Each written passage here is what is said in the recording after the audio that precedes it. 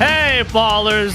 Welcome to If These Balls Could Talk, the spooky edition. I don't know if we're gonna call them that. Anyway, spooky balls. I love it. Spooky balls. Let's do it. Spooky balls. We're the trio. We're the trio, just trying to stay alive like the Bee Gees. Ha ha. This is Mark, along with John and Pete. As a kind reminder, if you like what you hear, please hit that subscribe button. Tonight, we welcome to the podcast Rick Naething. Good evening, Rick. Oh, good evening, Good Hi, to be Rick. with you guys. Yes, hello. Thanks for coming. How's everyone been? John, let's start with you. I'm doing very well, actually. Do you enjoy your break, and happy belated birthday to your wife, Melanie? We're doing all birthday stuff. We Mhm. What did we do? We had a party. That was really fun, and I kept feeding Mel bourbon, which was good until it wasn't. Which normally is how bourbon works. It's That good is until it's exactly not. how it works. And what did we do? We have a Halloween thing tomorrow with Jamie. We're gonna do a trunk or treat. Ooh. I'm gonna go as Paul O'Neill because I have a Paul O'Neill jersey, and our friends have a big Afro wig. It's about this big. I think you have to gain like 100 pounds too. No, to not be like now, present day Paul Paul O'Neill. Oh, okay. No. No, 90s Paul O'Neill, where he was 90s cool. Paul O'Neill when And he was thought actually in it shape. He thought it was the 80s still. Oh. And I don't know. It's hot in this room. I'm kind of distracted by it. I think I'm gonna turn my air conditioner on in October. Yeah. Rick, it's been in the 70s up in the Northeast the past couple days. Yeah, that's crazy. I want to have a double Yeah. X again because I like to drink the double X. Ooh. I have a story Christy brought it about over. it being warm. Love Southern Tier, not a sponsor. Yes. We would you love for doing? them to be a sponsor. How are you, Mark? Things are good. Let's see. I got my kickball playoffs coming up this weekend. Very excited Ooh. about that. All right. Explain to us kickball playoffs. So for those that don't know, I am in an adult kickball league, and it is the same exact game that we played when we were younger, but it's adults playing. It can be a little intense at times and competitive, but it's a lot of fun. I actually like to compare it to like a cult because it's something that I just keep going back and back to as much. I mean, it is a lot of fun, and You everyone just can't quit adult kickball. I can't quit adult kickball. It's, you know what? It's like the last remaining adult sport that I do right now. It's amazing, man. It's a lot of fun, and there's a big social aspect to it too, because we'll usually hang out at the local bar after the games and whatnot. So it's a lot of fun. Looking forward to that. And Oh, Pete, cool. Yo. how about this? What give us an update on Baby watch. So smooth with that. We're in the home stretch. I mean, Steph is It's like still... he had that ready. you I are know. in the home I stretch. know. Steph is still feeling up and down, unfortunately. I wish the third trimester would be easier for her, but baby is measuring well. We just had our last ultrasound last week, and he's up to like almost 6 pounds. Or no, I'm sorry, it was like 2 days ago. He's up to about 6 pounds now, and Rock and roll. yeah, Almost there. head down. So fingers crossed. And I'm about to open this spooky pumpkin beer. Ooh. That pumpkin is winking at me, Pete. I'm I know. scared of it. All right, let's So- get to know our guest a little bit better, shall we? Wait, real Oh. quickly. Also, don't ever run when it's been cool and then it becomes 70 degrees in the middle of a giant valley, because I ran through 4 miles of bugs. And it was Fog? no, Oh, bugs. Literally just like, they're just pelting my eyes. I finished the run and my entire arms, everything was just bugs everywhere. It was You awful. need really you need weird. protein while you run, though, Pete. So Did you get buy- a little- did you have a snack? I probably inhaled a couple dozen of them. Okay, sorry. Now go ahead. That's super funny. Now, this is going to be a gross edition of the spooky edition. Anyway, let's get to know our guest a little better, shall we? Now, Rick, you seem to like to live in warm weather climates. You've lived in New Mexico and now in Texas. Can you share with us what it's like living in the South versus where we all currently live in the Northeast? Well, it's funny you were talking about the weather there because this week it's in the mid 80s here in San Antonio. We've actually got some rain, So But it's that's- winter time. so it's winter. Yeah, and but that's kind of just at the tail end of over 100 days of over 100 degrees, just hot and dry. Mm. So it was not a good summer, but Man, that is hot. I was actually in Dallas at the end of August, and yeah, so 100 degrees every single day, well over 100 degrees, and the lows were in like the 90s, I think, that week. Like, it was awful. It was awful. Yeah, And that's not good. I felt bad. We've said this on the podcast before. There are just about every bar in Dallas, at least the area that we were at, had a rooftop bar to it. And because of how just awful it was outside, nobody was out there. Man, that's bad when it's too hot for the rooftop bar. Yeah, be nice this time of year though. It is. I think starting now through probably March, it's going to be beautiful weather here in Texas. So that's really what you have to enjoy. It's kind of the opposite of the Northeast. So you want to be outside during the winter, not the summer. And Rick, because Mark brought it up, can we just speak to your time living in Albuquerque and how Walter White is as a person? Yeah. Is that pizza still on his roof? Is that pizza still on his roof? Like, these are interesting things that the people want to know.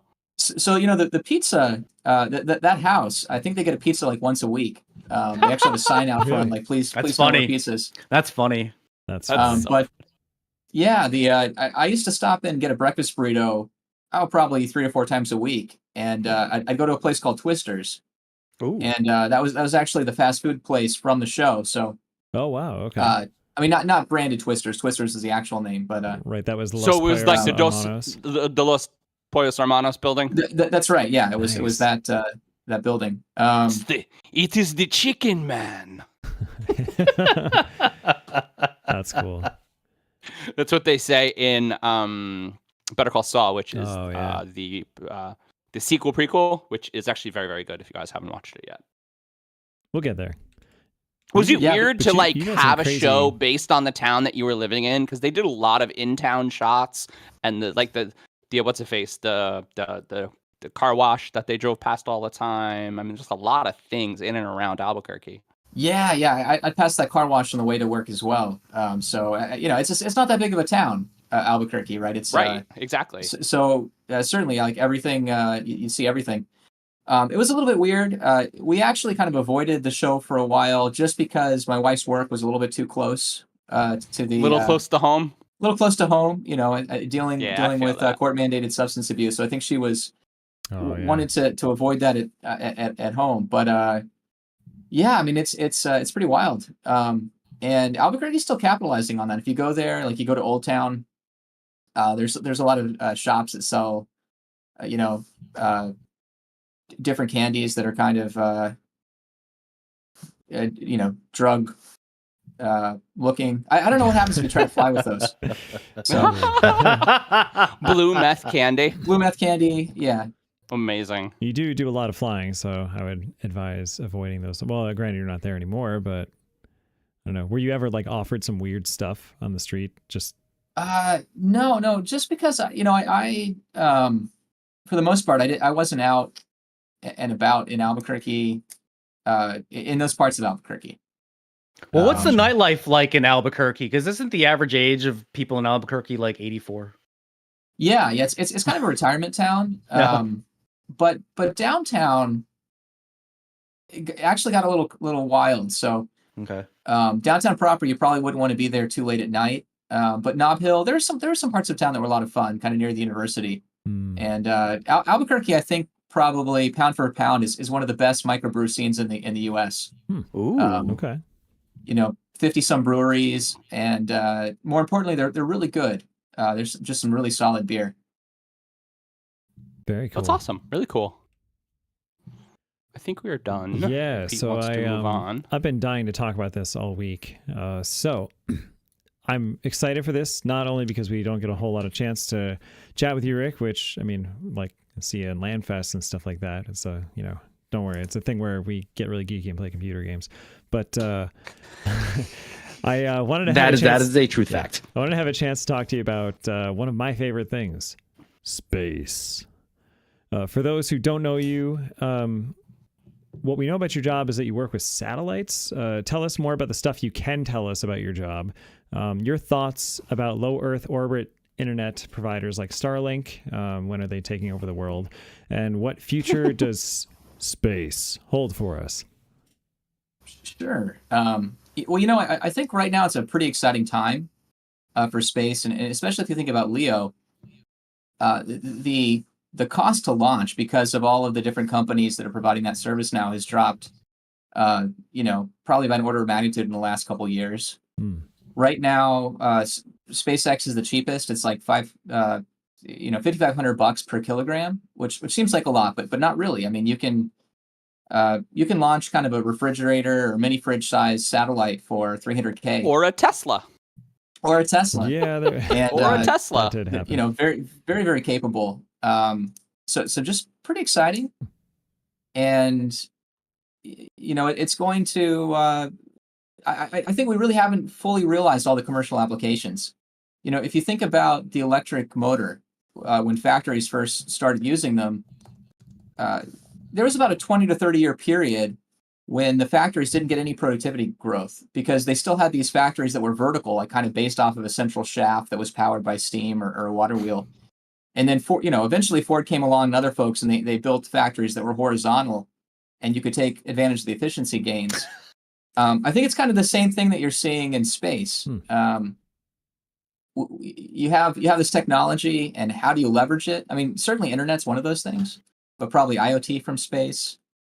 Just pretty exciting, and I think that we're also going to start seeing, improvements in transportation to take advantage of some of these technologies. Get you places faster. That would be really cool. Well, one of the other things that I've always been intrigued about ever since playing SimCity 2000 was microwave power, where they launched these giant solar arrays into space that are just getting direct sun input and then beaming the energy down via microwave onto these big receptacle dishes from huge power plants and then powering like an entire city that way. Is that something that's just way sci-fi, or do we actually have the technology, or at least like have the theories and like know how to make that, as long as we could scale it up? Yeah, no, I think that's actually something that people are looking into. Right now, it's not economically viable, but I think certainly it could be. And the other thing is you could actually shift some manufacturing to space. Take advantage of the power there. That's true. So we'll see a lot more of that probably the next couple of decades. That part of it is definitely. Well, and as it becomes easier to get to space and get back from space, the idea of settling the moon becomes kind of a reality. Yeah. Actually, you're seeing a lot of movement towards making that more economical now too. If you think about kind of enabling technologies for satellites, one of them is global positioning, right? The fact that you have GPS, and when you launch a satellite, the satellite can know where it is and what time it is based on this global nav system. Yep. And so various countries, U.S., China, are trying to build out these GNSS systems for the moon to provide that capability there. And I think that will open up commercialization of the moon. That's so cool. It's just so crazy to hear it, but it's like, it's not that huge of a step. I mean, within our lifetimes, I would think, right? Yeah. Oh, absolutely. Yeah, absolutely. Yeah, no, that's pretty fascinating. So I also read recently that there is some concern, and the reason we threw Starlink in the question is there's some concern that the Starlink satellites are going to crash and murder people soon. Are they too low of orbit or something, or what? No, they'll just stop going eventually. That's what happens with satellites. Yeah, all satellites eventually, they fall back, and LEO satellites, depending on how high up, probably 5 years, you'll have reentry. I think the thing about Starlink is there are just so many of them. Yeah. You start having tens of thousands of satellites re-entering every year. Does anyone have any idea how many satellites are actually orbiting the Earth now? Way too many. Yeah, that's. I Rick think, knows. There's. He's got a counter there's that's just going actually up. pretty good information about that. So the Air Force tracks everything. They track all the satellites. They track space junk, down to 6-inch There's gotta be size. so much space junk up there now. Yeah. There's a lot of space junk. I mean, there's a Tesla. Yeah, there is a Tesla there. It kind of reminds me of the opening scene in WALL-E when they finally go through to space and they have to like smash through a whole wall of satellites to get out of orbit. Yeah, that's the future. Nice. It's both exciting and terrifying. Kind of like. And speaking of exciting and terrifying, Segue. Look at that segue. Look at that. So Rick, we haven't really spoken since you adopted your son. So we wanted to take a moment to give you a really hearty congratulations. We're really happy for you. With Pete, with fatherhood on the doorstep, tell us about fatherhood, the challenges of living with a 7-month-old, and what you're looking forward to the most. Oh, well, so I think that, Pete, you mentioned that the difficulty of the third trimester. I heard a lot of people say like the first 3 months is the fourth trimester, and I think that's really really true. I could see. And that, so yeah. that's a tough couple months just from the fact of like you're not sleeping. You're having to feed the baby every 3 hours, which you think would mean you could get 3 hours of sleep, but really that means you can get like an hour of sleep. Right. But kind of starting from there, things get more exciting, and so. Just the last couple of days, my son's been, he's not quite crawling yet, but he's getting up and kind of spinning around and getting pretty close to getting into everything. So looking awesome. forward, looking forward to that. It's been fun. Fun. He's not old enough to understand jokes yet, but verbal jokes. But he will. Physical comedy he likes, right? So Okay. so he'll. I seem to remember when Jamie was really little too. She would always love when I would like accidentally bump into stuff hanging from the ceiling. She thought it was the funniest thing. Kids love it when adults hurt themselves. Yeah, that's absolutely. They think it's and just like big arms and loud noises, not loud noises, but like when you're being big and silly and like they get that. I mean, they get a lot of things. I say it, and it's not untrue that the first couple of months they're really just complicated pets. Yeah. And, because they don't really look at you and they don't really speak to you, but like 2 or 3 or 4 moments, like it's bred into us that they're cute, right? And that we instantly love them. And so like all of that really bad stuff, like the no sleep and the midnight things and the 4 a.m. things and the 6 a.m. things. I mean, it all fades away into the background. That's all it does. Oh, Rick, absolutely. Rick, can you tell us a little bit more about the adoption process? Like, how long did you and Windsor have to wait? What country is your son from, and what? Because this is something that's obviously very personal to me since I was adopted as well. Sure. So he's from Texas. Okay, the far land of Texas. far land of Texas. And I would say probably about 6 months from when we started working with this agency. Now, we've been trying to adopt for a lot longer than that. I think. Yeah, you did probably, fostering for a while, right? A long time. Yeah, we were fostering. Well, we went through the process in New Mexico. We got licensed, and we moved to Texas right when that happened. So then we got to Texas, and you have to kind of start over. Yeah. But we had a couple of placements here, and had some infants and toddlers that we were taking care of for a number of months. And then my son this time, like we just went through a private adoption rather than from foster care. And I think we might go back in the future and do fostering again, work with the state. But the goal of when you're fostering, the goal is reunification and helping. So you're part of a team that's helping the parents and kind of get back on track. So private adoption was very different. You still have a lot of scrutiny from the state. So, they do a home study, and then I think we had like 7 inspections of our house kind of since he came here. Oh wow. There's so many hurdles you have to go through to adopt a kid. There's quite a few.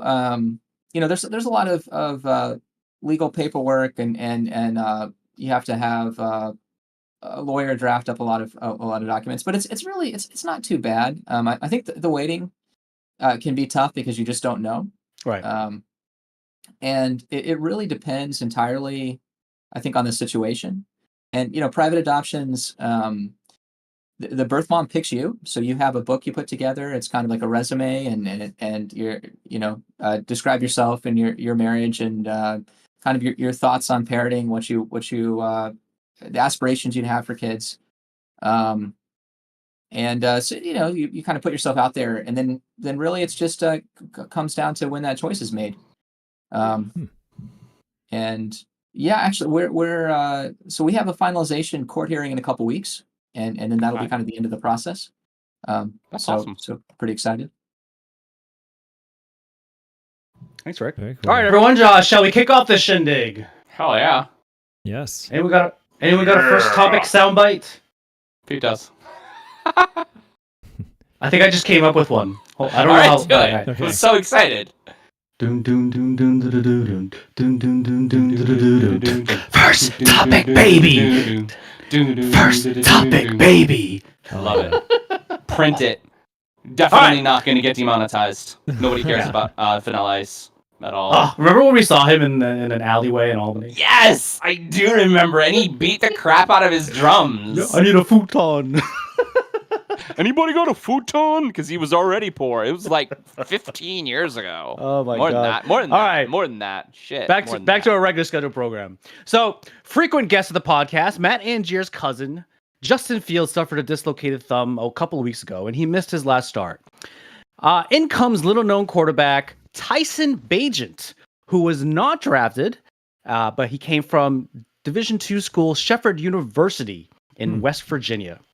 Now, he ultimately led the Bears to a win against the Raiders, although he did benefit from a good running game and 3 interceptions thrown by Vegas quarterbacks.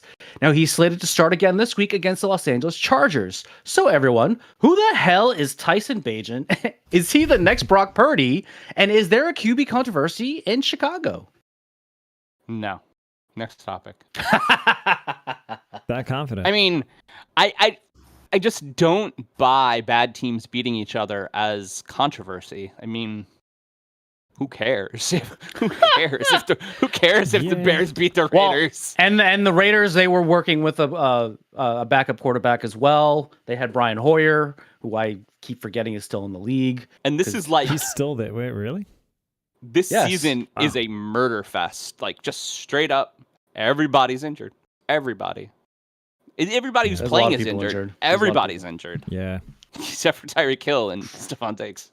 So, like my fantasy season is a tell of that. Like I had a pretty good team going in, and then it just all fell apart. They all got hurt.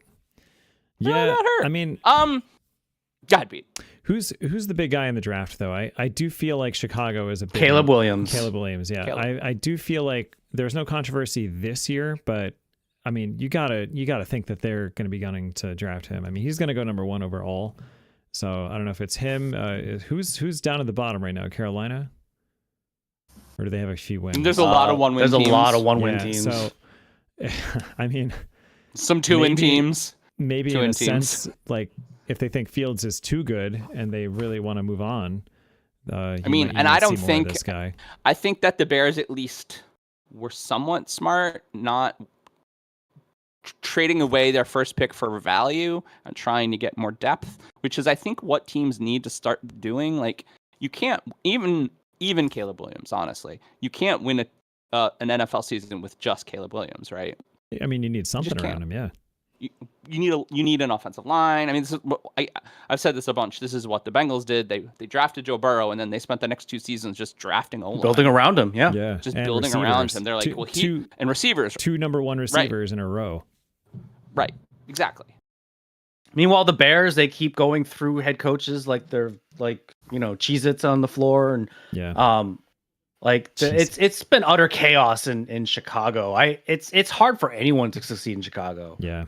So we'll see what happens. I do have some stats on Mr. Bagent, though. Okay. He was the 2021 Harlan Hill Trophy winner, which is the Division II equivalent of the Heisman Trophy.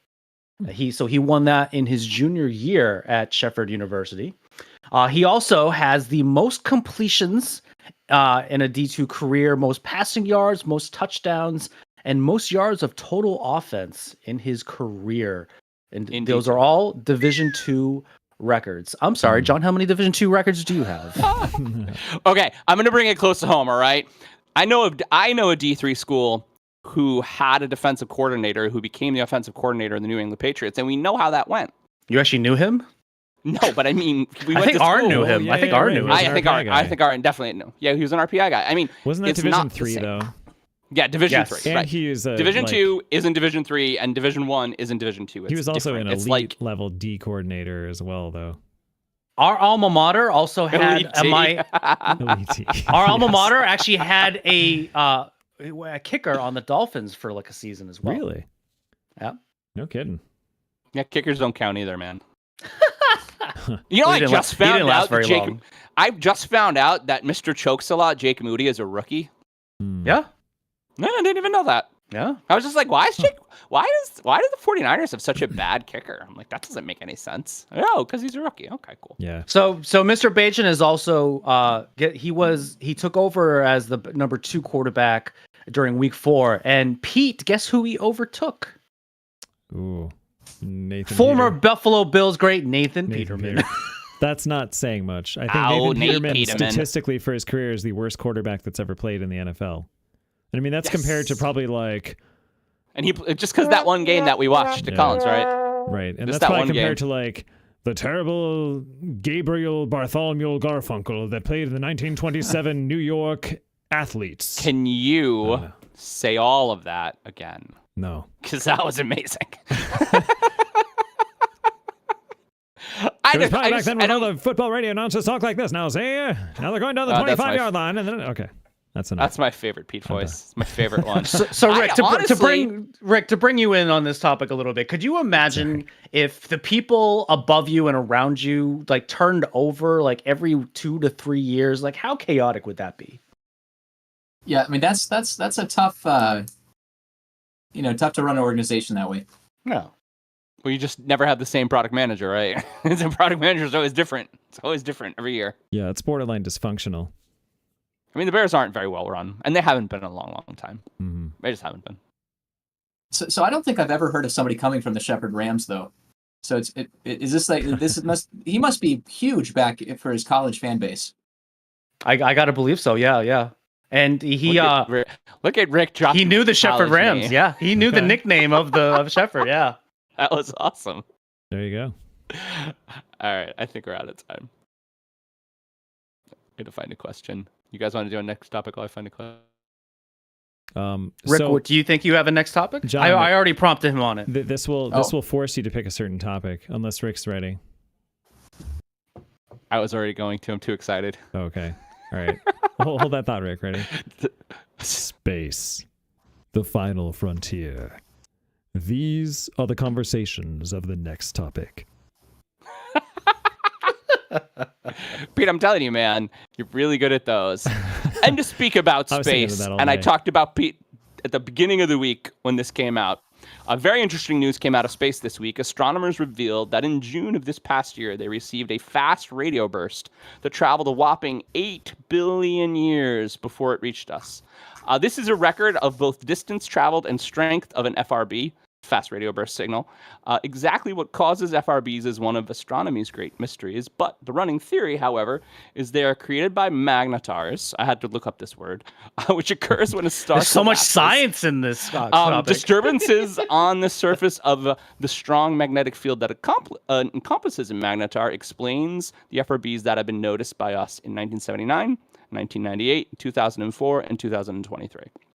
And so, my question, and just so we can talk about aliens, is do we think this signal is a dying breath from a star that exploded billions of years ago, or is it something else? Touchdown. Sorry, that's not the answer to your question. Go ahead, Rick. The Bills game is on, everyone. The Bills game is on, yes. Pete is making the ultimate sacrifice here. Go ahead, Rick. I think we're just starting to see some of these fast radio bursts that are repeating. And some of them repeating quite often. So I don't know. I mean, I don't think that points to a dying star, or even one of these magnetars. Like a neutron star with this incredibly powerful magnetic field, especially considering parts of the sky they come from. So I actually think we have no clue, just in the dark. I mean, there's also a lot about galactic like quasar behaviors that certainly we haven't seen everything out there. I mean, there's 13 billion years worth of stuff that's happened so far, roughly, give or take.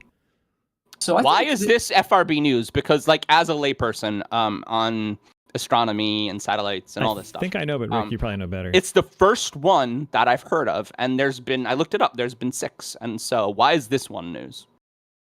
Well, I think maybe the repeating nature, but they're a pretty new phenomenon. We didn't even really know that these things existed until maybe 15 years ago.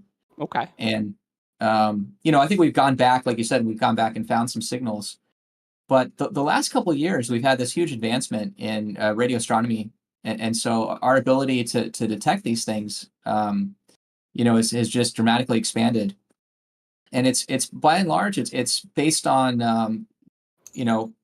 both stable oscillators are getting rapidly better every year, and then our ability to convert from analog to digital, gets about every 18 months we double the signal to noise ratio we can achieve. That's still amazing. And Wow. so, That's yeah, cool. it's been crazy. And you think about like Arecibo and some of these big radio astronomy, because that's kind of the most famous, right? It's in Bond. That was made in 1963, and the systems that are actually capturing these signals now, they don't have the same aperture. They're not that big. But what they do have is they have the ability to measure phase differences very accurately. And so basically what you can do is you can tell if a radio wave hitting the Earth is a plane wave, or if it's kind of coming out spherically, right? Which tells you how far away it is. Oh, that's And cool. that ability to detect plane waves with these new sensitive instruments is really what I think triggered the first detection of these things. But we're so much better at it today than we were even 5 years ago. Is that how they That is know cool. that this one's been traveling for, you said 8 billion years, John? 8 billion years. Yeah. Yeah, it's measuring the curvature of the wavefront. That's so cool. So that's one of the awesome. things, and correct me if I'm wrong, one of the reasons they're excited about these now is that they may be able to use them to potentially chart in some way, like some of the missing matter that we haven't been able to account for. So like you have, right, all of the universe is theoretically the current knowledge, and I'm sure that we are far misunderstanding it, reality, but we assume it's mostly dark energy, which we have no clue about. Then there's about 20-something% dark matter, which we sort of maybe kind of know about or have at least a clear idea. And then only like 5% of actual matter. And of that actual matter, we haven't even accounted for like a third of it. It's something along those lines. And I was reading somewhere that these radio bursts may be some way that we can almost kind of measure or detect some of that extra like rogue just gas, like hydrogen, helium gas just floating out there that's not part of any galaxies. It's so undetectable any other way. I think that's the exciting thing here, because really, I mean, most scientific advances, right? It's when you get data and it doesn't make any sense, and you're like, well, that's weird. And this is weird, right? And we're getting a lot more data. It's really weird. Yeah. So I think it's exciting because, like you said, we really don't know a lot about what's out there. And at least one Harvard professor, which I read, one Harvard professor said it could be alien, because they just don't really know. They just don't know. We don't know what we don't know. I mean, I guess to talk a little non-science, it would be naive of us to think that we're the only shred of intelligent life in an infinite galaxy. The universe is too big. Yeah. It's a probability question at that point, right? The problem is it's like infinitely likely that there is something else out there, but it's also infinitely unlikely that we'll ever be that is actually close enough for us to ever even know that it's there. Right, exactly. I mean, like exactly. this thing got to us finally, right? Got to us, after 8 billion years after it happened. So it's kind of like, right. So right. Some alien civilization 8 billion years away or light years away from us. It's like, whoa, what is this, Looney Tunes? Like, what are we getting? Like, oh, never mind. That was written 8 billion years ago. Humankind is probably long gone by then. Or nothing resembling what we are now. Well, and because, don't we have to assume that the rest of the galaxy has to live in our laws of physics, unless they have found a way to surpass our laws of right? I mean, unless you're like that Futurama episode where somehow they like each box contained a universe, and they did some trick where they were holding a box that contained our own universe. I don't remember how that episode went. Ricard Monte, the universe is amazing. Yeah, it was pretty funny. They were like, "Fry, don't shake the universe." Let's end Pete, I think there's some feedback coming on your audio. Is there? Yeah. What is it? Is it when I talk? It's mainly when you talk, and it's very staticky. Is it still staticky? I think it's Rick. You think it's Rick? Hmm? Okay, well, I'm gonna say stuff. Everybody else be quiet. Are you hearing it right now? This is such great radio. I don't hear anything right now. Okay. Yeah, but that's what editing is for. You guys are professionals. I gotta tell you, you're just really good at this. And you know what, John? Here's what we're gonna do. How we're gonna fix this for the live video. Hey, everybody, just like ignore the last, I don't know, 67 seconds. Didn't happen. Ooh. All right, who's got a next topic? Rick does. Hey, baby, do you want a next topic? That one makes me uncomfortable. All right. Now, John, you completely changed the order of my topics. Anyway, That's how I do. we're gonna continue some space talk. Spurs. Now, it's not recent news that Richard Branson, Jeff Bezos, and Elon Musk are trying to commercialize space travel. However, the price tag for a seat on one of their spacecrafts is hundreds of thousands of dollars. According to RevFind.com, it costs $500K for SpaceX, $450K for Virgin Galactic, and a discounted $200,000 to $300,000 for Blue Origin. So, everyone, do we feel that space travel will be made available in our lifetime for those not in the Uber class? I don't know. I mean, at this point, it's like taking a submarine to the bottom of the ocean and killing yourself because you're too rich to. Oh, that's too excited soon. about. That's too to soon. be to be excited about normal shit, right? We talked about and that so in a right previous now, episode. right now it's a little gimmicky, and it is for the super rich, right? Because it's a commercial a commercial space line has only been up 3 times, right? I mean, I'm still convinced that when Bezos's giant penis rocket went up, that Carrying William they Shatner, went mind you. carrying William Shatner, that they all went to Bezos's secret evil moon base and they talked about their world takeover plans. Because I mean, that is equally as likely as But will it be in our future? I think so. And like I said, I think that In our lifetime? Yeah. Because I think the idea of settling the moon, at least in some way, is probably going to happen in our lifetime. Once that happens, Ooh. why wouldn't it, right? Because we can already go, and we can already come back. Mm-hmm. We can already bring heavy machinery up. All it takes is some enterprising young billionaire to decide that he's going to build some port or, mineral deposit place. I mean, people have to get Where are they there. going to And get once water on the moon, John? They're going to bring it. Right? And They're there's gonna bring it? Yeah, why not? Why wouldn't they bring water? Rick, didn't they detect water on the Enough moon a for while back? civilization? Yeah. Actually, I worked on the radar that detected what they think is ice on some of the dark craters. That's fucking That's cool. so cool. I mean, they were, That's really cool. yeah. Will would like to remind everyone that water is like really heavy. Amazing. But And while SpaceX is what you said, about $50 a kilometer. Is that or kilogram? No, about 5,000. 5,000 a kilogram. Right. Yeah. But yeah, I think the funniest thing about when William Shatner was there, he landed and he's standing there next to Bezos and he's trying to describe like the beauty and the majesty of space, and And the Bezos is horror, like, too, okay, right? get out of here. Yeah, I remember Bezos like popped a champagne all over him, and Shatner, I think, said like, "Fuck you! I'm trying to say something important here." It was amazing. it was a good clip. That was incredible. That's amazing. But I think that we'll have, I think that the moon makes a lot more sense for colonization than Mars. I don't really, Mars is too far away. Yeah. In the near term, in our lifetime. But the other thing I think we'll see is something that's not quite space travel. Like you're not taking a rocket to the moon per se, but you might take it between New York and Paris and get there in an hour. And that's actually that's something that folks are working on right now, like sub hour travel to kind of anywhere on the globe. I'm for anything that makes traveling on this particular globe, traveling between places that we could do. So it's like, as opposed to hours, like shortening that to mere minutes, I'm all for that. Yeah. I'm sure the TSA line will probably take up the slack, but what type of propulsion are you talking about for that? Because I mean, you're not going to use rocket fuel for all these commercial things; it'd be way too expensive. But like scramjet, is that an idea for that, or is that not viable at high enough altitudes?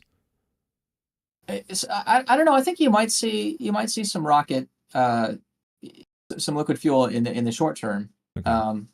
yeah, maybe a scramjet, maybe something different. But and why would you pick Blue Origin? Because I mean, yes, they're cheaper, but like, what corners are they cutting? I mean, is the meal way worse? Like, no. Yes, because you have $100,000 meal on SpaceX, Pete. Like, do you get one? Oh, those space peanuts are so much. One fewer serving of the space ice cream. If you look at NASA, you have a failure rate in manned spaceflight about 1 in 100. Mm-hmm. And so I don't really think these commercial companies beat that. Mm-hmm. So you don't want to go with the lowest bidder if you already have. Well, they're not trying to be better. They're NASA. They're just trying to do it cheaper. Right. If you're already 6 figures, you may as well go for the best one. That's right, because you figure you're already like 5% chance of not making it. So. Right. Yeah. What's 5%? What's a little 5%? That is amazing. I it's so cool that we could see this stuff in our lifetime and like see the first honeymoon on the moon. It's possible. Sorry, I could do this all day, but I really am. It really is fascinating. Pete, this episode is just for you, man. Just in case you have to be done next week. I'm so happy. Thank you so much, Rick. We haven't had a space episode yet. We do realize that we have to call this Spaceballs now. Although I think we already have an episode called Spaceballs. I don't think we have an episode called Spaceballs. Didn't we do that with Doug? We'll do Spaceballs. It's fine. Spaceballs totally 2, works. the search for more money, right? There we go. Yes. We'll have to take a look. I'm into it. Now. I'm gonna look right now. Actually, you're gonna look. I'm pretty sure we did the first one we did with Doug was called Spaceballs. Oh yeah, sorry. Can we just focus on the penis rocket just for a second? Why do you want to focus on the penis rocket? Well, I was going to bring back to we already know Shatner it said. Looks like a penis. Yeah.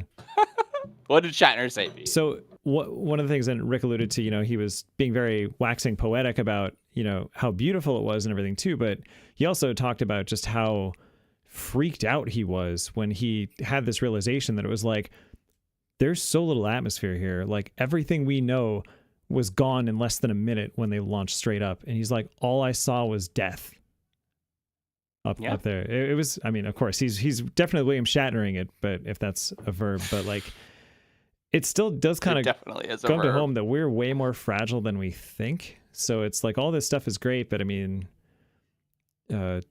if we're going to include a lot more space travel, like we're saying, needing to rely on liquid fuel, the stuff that's incredibly polluting and more damaging to an already fragile ecosystem, like I just hope that they're also trying to develop, much more efficient, economically efficient and environmentally efficient means to do it as well. That was partially why I was asking, like, what alternative propulsions could be used for this. Doesn't SpaceX want to save the planet and Blue Orbit wants to abandon the planet? I mean, eventually... I don't know. We will run out of fossil fuels because there's no more dinosaurs, and we don't have we don't have the time to make more oil. Isn't that what Jurassic Park was actually doing? Was just to make more oil? Yes, make more dinosaurs to make more oil. We can do that. That totally worked out for them. But I mean, at the end of the day, it's a conservation question. The human race is going to keep growing, right? And I watched enough science fiction movies to know that we're the thing that's going to kill the planet. Totally, completely. And so in an idea that eventually we'll need to abandon the planet, I think that we need to start, right? Because, we're not going to stop burning fossil fuels. You're bumming me out, John. Well, we're not going to stop polluting the environment because at the end of the day, not enough people are interested in it, right? I mean, we have to convince China not to be polluting. How are we going to convince China not to be polluting? Remember all those crazy cool artist renderings back in like the 80s and 90s of like these space stations above Earth that are habitable and rotate to simulate 1G and have like fake skylight and parks. And I think that's a great solution for a portion of the population, right? Could you imagine if it actually came to that? I don't know about it in our lifetime, but I don't know. I'd like to get more Rick's thoughts on this before we close out this topic. Well, I think that what's really going to push space travel in our lifetime is a commercial application. Mm-hmm. And so, if you think that maybe there's some benefits to making silicon in a low gravity environment or something like that, less impurities when you're doping the wafers. once you get that killer application, and you'll have some commercial drive to push it forward. But I do think about like this idea of going to other planets and terraforming them, and like clearly Elon Musk wants to do that with Mars. And I think this idea of like us destroying the planet is part of that. But to me, it seems like if you could terraform Mars, you could fix the planet, right? I mean, it seems like an easier. Right, Sure. Yeah. It seems easier to just use, wind energy instead. Just stay. Be fine. Yeah, I mean, people are the issue. I mean, you have to figure out how to motivate it. Right. And it probably is going to have to be technology. It's not going to be appealing to their goodwill, right? That's not going to change China. It has to be economically better to use solar or nuclear or something else. Right. And I'm excited because, I mean, solar just seems to be getting better and better every day. And that is something that, we could use more and more in space as well. So I'm just hoping we get that technological and economic viability breakthrough, before it's too late. Now, this probably wouldn't work for people, but in terms of launching satellites, there's a couple of companies working on flywheel technologies, where you basically have this. I see. Yeah. So they just spin it real fast. Spin it so fast that there's so much acceleration, it just like slingshots into orbit. Yep. That's incredible. And so people are looking at that and some other things that are kind of moving away from the rockets, moving away from. And it just saves so much energy because if you're only shipping the device, right? If you think about a rocket, most of the mass that you're moving, that delta V, is the rocket itself. That's true. So it's a lot better if you can just get to the payload. Is the only thing you're launching. I know we're way over time, and we have to wrap up this topic. Okay. But I've been going back and forth with Will on the chat, and I just want to mention this because I think it's actually pretty funny. Could you guys imagine if Spirit started a space travel? Oh no. I mean, we're looking for cheaper space travel, right? Spirit could definitely do that. Yeah. Charge for oxygen, right? Charge for oxygen. Oh, of course. Scares me, man. As opposed to a 1 in 100 chance of dying, you might have like a 1 in 2. We guarantee you to get from A to B. Just not charge alive. you to have an atmosphere, right? You have the vacuum of space if you're not. Sorry, your credit card is declined. Okay. Oh no, sad panda. And ending on that. All right, next topic, gentlemen. Let's do it. All right. Will Spirit would be flywheels. Spirit Airlines, sponsor of the next topic. Flywheel you to the next continent. Trebuchet. Right. Yes. Trebuchet. Flywheeling us to the next topic. I love it. All right. And so we're going to talk about now something completely different. The long battle by Microsoft to acquire major game developer Activision Blizzard is finally complete. And as the dust settles, as the dust settles, the overall game plan is starting to become clear. In an interview this week, Microsoft CEO Satya Nadella has revealed that the company is looking forward to really doubling down both as a game producer and a publisher. We do remember this kind of talk when Halo and Destiny developer Bungie spent some time as a Microsoft company. And so now with the staff and power of an international game development industry, no matter how much on fire, what do we think Microsoft can do for the gaming industry? And how are licensing services like Game Pass, as well as cloud gaming, being on the horizon, changing the way our games are played and delivered? Do we have a final price tag on this acquisition? $1 jillion. $1 jillion. I'm gonna look it up. I don't know the real number. I thought it was like 70 billion, but 69 billion. Nice. Yeah, 69 billion. Hey, that's it. Yep. Yeah, that's I can't it. even imagine that number of money. They were just talking about NVIDIA failing to purchase ARM, like this giant global chip manufacturer that would have world impact, and that's 40 billion. That's significantly less than buying a video game company. It's crazy. Hi, Jamie. But Microsoft could have got like 2 ships and Star Citizen for that too. So. Oh, snap. That's so funny. Oh, man. I think that Nadella is a very smart executive. And I think, honestly, he's one of my favorite thoughtful executives because he's the guy who he actually got the promotion to CEO. He was the he was the product manager for Office 365 for a long, long time when they decided to go cloud-based. And the idea of winning cloud-based gaming, I think, is a very big moneymaker, honestly. But to do that, something like Battle.net, which really, when you think about all the different distribution platforms for gaming, Battle.net is the first, really. Are the first one, were they before actually Steam, bigger before than... anything. Before it was... Well, first, I mean, they chronologically, existed okay. before... I was going to say, yeah, they Steam existed is before Steam, bigger, right? Yeah. I mean, Steam is Steam, but Valve decided they were going to make a thing, but they made that thing when Battle.net already existed. Yeah. In an idea, and I was an early adopter, and I argued it till the day I was, till I was blue in the face, but I was an early adopter of Stadia. I liked the idea of Stadia. I mean, it fell on its face because it wasn't Xbox or PlayStation, but They just didn't support the idea it either. of full distribution of gaming to any device in the whole wide world over the internet, because everybody at that point has, super fast internet, is really, really, really appealing. I mean, to not buy a computer to play a AAA game, I love that. I just love that. So I have a stupid question. I mean, you guys are definitely a little bit more. You're more of a gamers than I am. How does this acquisition, you think, affect mobile gaming? They own. They bought Crush, King, right? Mm-hmm. Yeah, they own Candy Crush, so that's something. But do we think maybe that this is kind of an effort to make it a little bit more readily available? Like, because I kind of see, because you see, everyone's playing games on their phones now, right? People aren't using consoles. They just want to, and maybe that's why I bring up the idea of cloud gaming. I think cloud gaming is maybe the purpose of the acquisition, to really prep themselves for the next 10 years with a whole.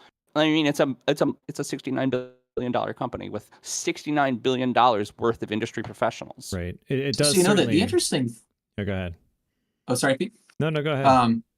I'm just thinking that the interesting thing about that dollar amount is when we graduated, it being hilarious. Oh yeah, and besides it being hilarious, when we graduated RPI, I think the gaming industry was like 10 billion annual revenue. The entire industry. Right now, it's only sitting at like 160 billion or something. I don't know, but that's it. So yeah, but if you think about the amount of money they spent on this company acquisition is like half of the entire industry. It's almost the entire industry. I am amazed that it was that high. Yeah, that's a ton of money, but I think it has to be probably targeted at cloud gaming and mobile. And one of the things I think that's so interesting about the cloud gaming is that it's not just the fact that it's nice not to have to keep getting GPUs, which are hard to get because of Bitcoin, but well, now it's also AI, but yeah, or AI, yeah. But the big thing is the revenue stream. I think that these games cost money continually, right? So the companies need money to be coming in on a monthly basis. And so the idea of like selling a game... Subscription. It's got to be a subscription. And people don't want a subscription for a game. But if it's a cloud, you're subscribing to the platform. And I think that's more palatable. Right.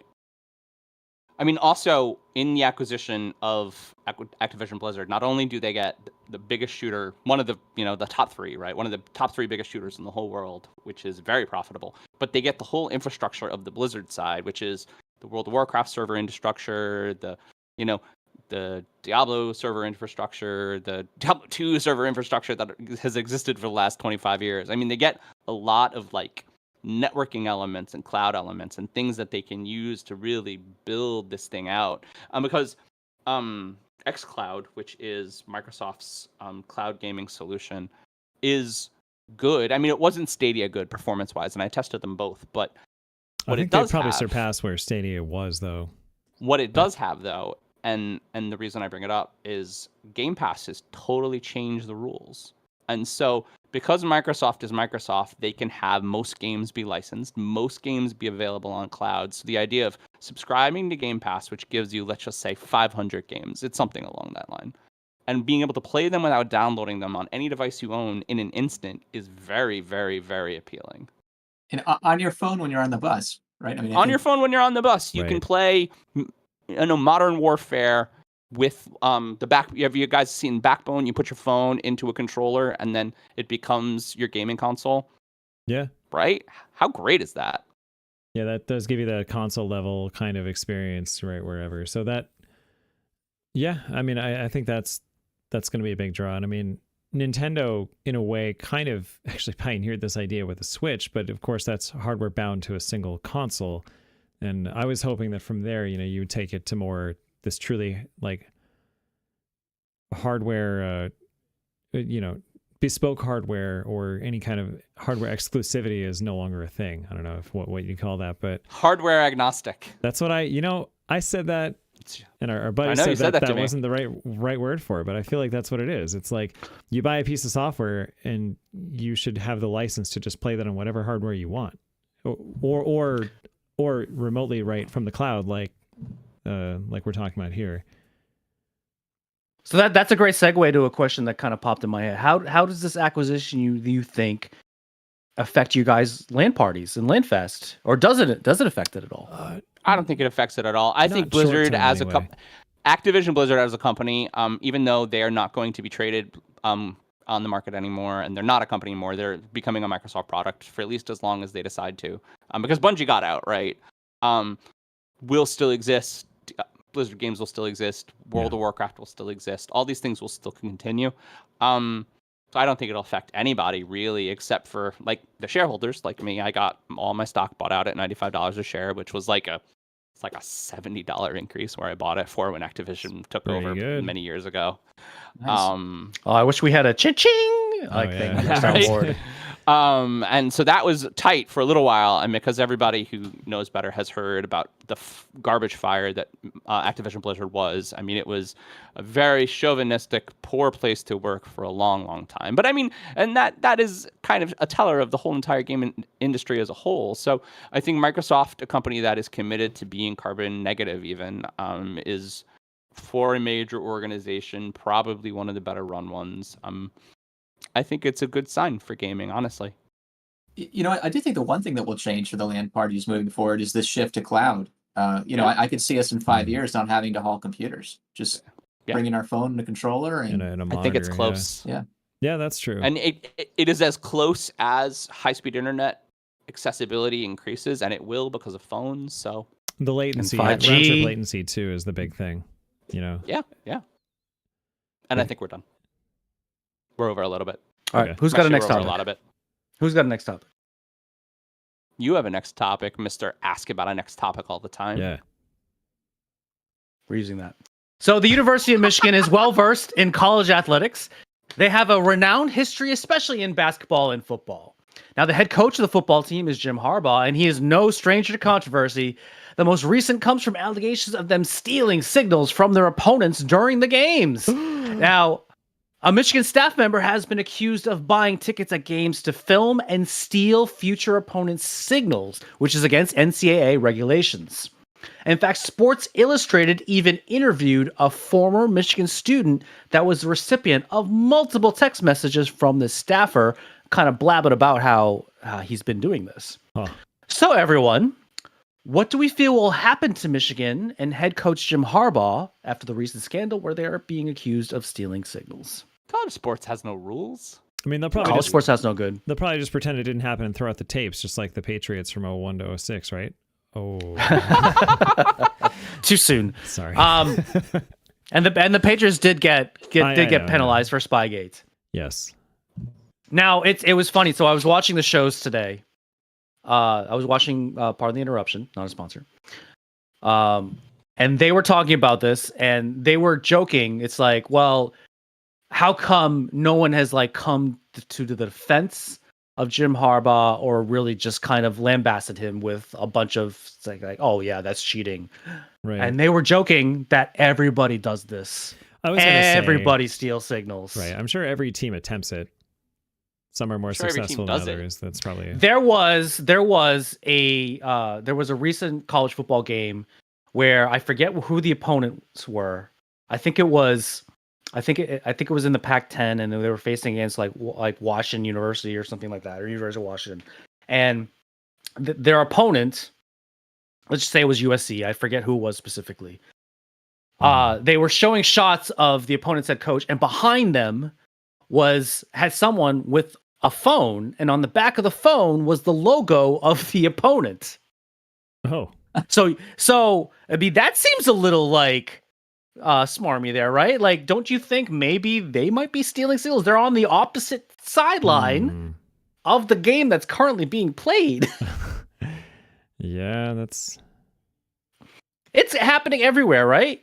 Right. Cheating. I mean, everyone's trying to get it in sports. Professional sports, all over professional sports. I mean, it's this idea that the rules are a little bit liquid, and the difference between like a rule that's written and a rule that's like ethically assumed. I mean that's all the cheating in baseball. Nobody said you couldn't. You're not stealing them, right? You're being smart and trying to intercept them. And there's no rule against banging against a trash can, right? There's no rule against banging against a trash can. 2019 with the Astros. Well, the thing that bothered me so much there was the fact that it was so blatant, and they did such a bad job. So blatant. It was so blatant. That's what I was going to say. Yeah. Some teams are better at it than others. If you're going to do it, don't have a logo of the opposing team of your team on your phone, right? Don't bang the trash can, right? Yeah. Wait a second. I was actually the number one thing I was surprised about that Astro scandal was how did it take so long for baseball to react to this? Because someone had to have picked up this while that season was going on, right? Can we talk about it for a second? Let's talk about it. Let's talk about how your team got screwed out of going to the World Series, John. Jesus Christ. So many fucking times. So many times. And really, and this is the thing, and I'm really salty about it, because the time for that team was then, right? Absolutely. That was a good Yankees team. It's not now. And that team has kind of been dispersed, and Aaron Judge is older. And I mean, like, there was a real electricity around that team when they won 112 games and were the team to beat the whole season, right? But what are you going to do? I think that there are as many cheaters in professional sports and semi-professional sports as there are players. I think everybody cheats. Everybody's trying to get ahead. And it's been going on for a really long time, right? Because obviously there is the financial reaction to being successful. Your team makes money because they're in the playoffs. Your team makes money because they win World Series. If your team makes money, you make money. Just all kind of connects, right? So I wonder if that's why you don't see people notice it more. The other teams say something because they're doing it too, right? They're concentrating on their own cheating. Yeah, that's right. Yeah. That's funny. I think so, for sure. I think that's a really good point. Nobody wants to call out anyone else because they're doing it too. I mean, the Yankees don't cheat. Sure. Well, Right. all right, Mr. Spider Tech. Yeah. Yeah, I think it was the same thing. If you look at Lance Armstrong and the steroids and performance-enhancing drugs, kind of overall in professional sports, you had so many people doing it. You don't want to call attention to something you're doing too. Yeah. The Astros were also a great baseball story. It proved that moving leagues around made sense. It proved that teams with tiny little 5'2" players were really good. Just like Rick, the whole Lance Armstrong thing isn't that's such a that's not really a black and white. Like, how much good did Lance Armstrong do with him winning all those Tour de France's, even though he did it by cheating? I was so disappointed when I found that out. And something else that you could possibly consider. I mean, cycling is one of the dirtiest sports out there. I mean, more than half of those athletes are doping already. They should just make doping legal, just because everyone's already doing it, right? Yeah. Oh, absolutely. And they go to extreme lengths to not get caught. I mean, the technology involved in hiding it is just let them do it. Just let them do it. I need mandatory steroid use football leagues with body armor and many weapons. Oh my god. Yes, rocket launchers. Rocket launchers? How great is that? And we're out of time. You're out of time. Yeah, of course I am. We never really answered the question. No. No. So I didn't really know about it, and nobody cares about college football or Jim Harbaugh. I mean, we do, but actually a lot of people do, but not in this region. Oh, so close to us getting a safety on Baker Mayfield. Baker Mayfield's terrible. Look how bad he is. You guys are telling me he's good. He's so bad. Who said that? I never said that. Somebody just told. roll the replay. I had an argument with somebody recently about, maybe Baker Mayfield's good. No, he's not. I had never said that Baker Mayfield is good. Bucks are bad. Roll the Bad, videotape. bad. I've said it on multiple occasions too. His knee was That should be the title of this episode. Is Baker Mayfield is not a good quarterback. Yeah. Balls. His knee was this close to the ground before he got that ball off. All right, whose turn is it? I like that you said balls at the end, because that really made me laugh a lot. Do it from the board. I don't care. Hey, I'm sorry about that next topic there, Mr. McD. Oh, did you turn that volume of the soundboard down? I think missed you did. that one. No, that one's always been I down. think it's just a quiet one. All Hey, right, sorry about that whatever. next topic there, Mr. McD. Oh, I didn't realize I had a soundboard volume it's louder. control. Yeah, you have a soundboard volume control. Wait, I'm gonna try to do it again. Ready? Okay. Hey, I'm sorry about that next topic there, Mr. McD. That was better. Too low. It was Too better. low. That's 100%. Okay. 100%. And speaking of the touted Houston Astros, in an epic seven-game battle for the American League and Texas, the Rangers beat the Astros in dramatic fashion to return to the World Series for the first time in 12 years. After entering this season with a franchise-long streak of 6 consecutive losing seasons, including, get this, 102 losses in 2021, the wildcard Rangers are AL champions. And so tomorrow, that's actually tomorrow because I wrote it thinking of today, starts an odd little World Series with 2 wildcard teams and all the 100-game winners watching at home. And so, what do you think about the new MLB? Does anyone care about the World Series? And Rick, did the American League battle for Texas impact you? John, you're buffering so much right now. Anyway, is this the World Series that Major League Baseball wanted? This was the number 5 seed in the AL versus the number 6 seed in the NL. This is certainly not the World Series I think that they wanted. And the Diamondbacks also had over 100 losses 2 seasons ago. Yeah. 2 very bad baseball teams. 2 years ago. Last year, right? Yeah. Actually, last year they weren't so good either. They both of them did have quite the turnaround seasons.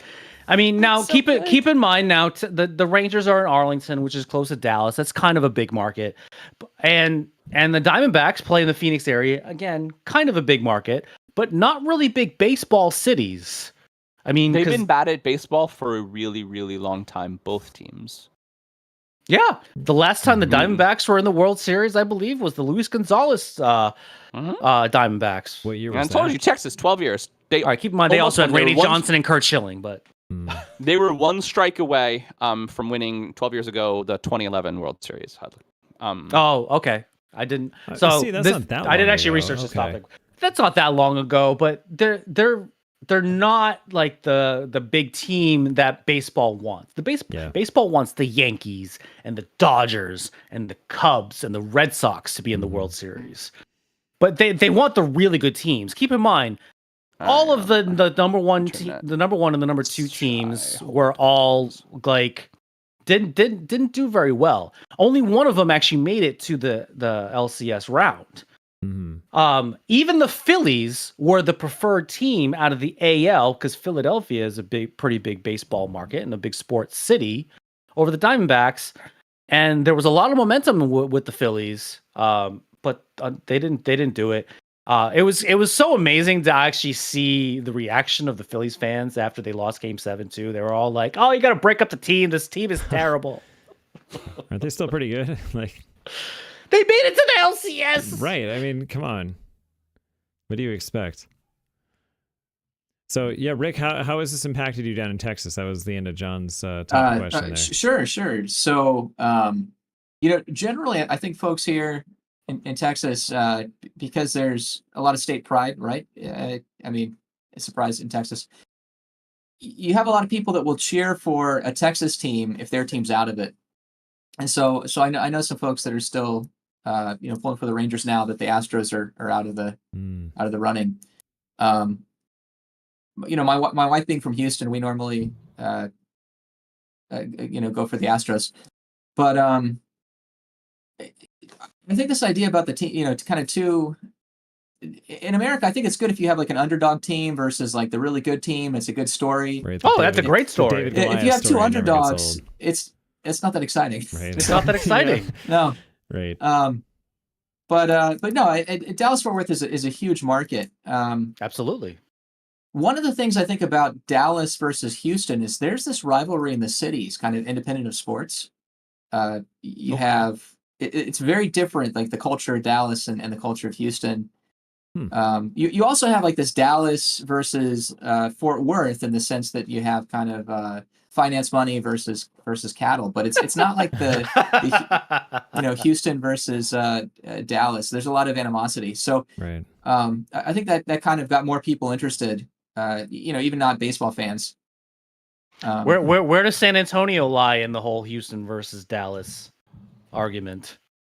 Probably closer to Houston. I mean, we're kind of the very we're kind of just below the hill country in South Texas. Okay. And really, I think culturally that's more aligned with Houston. Houston's closer, and there's a lot of trade. Is everyone really excited about Victor Wembanyama? Have you even heard that name before? Because he is already lighting the NBA on fire. Already. Oh, that's right. Do you know who that is? Subject. Rick, do you know who Victor Wembanyama is? Have you heard that name? I do not. Picture the tallest man you can think of and add another foot. He is he was the number 1 draft pick, and he's on the Spurs. So people in San Antonio, if you happen to throw that name out with other people within San Antonio, people are going to be very impressed, and they're probably going to talk your ear off about him, because he's essentially a genetic freak in the fact that I think he's listed as 7'4".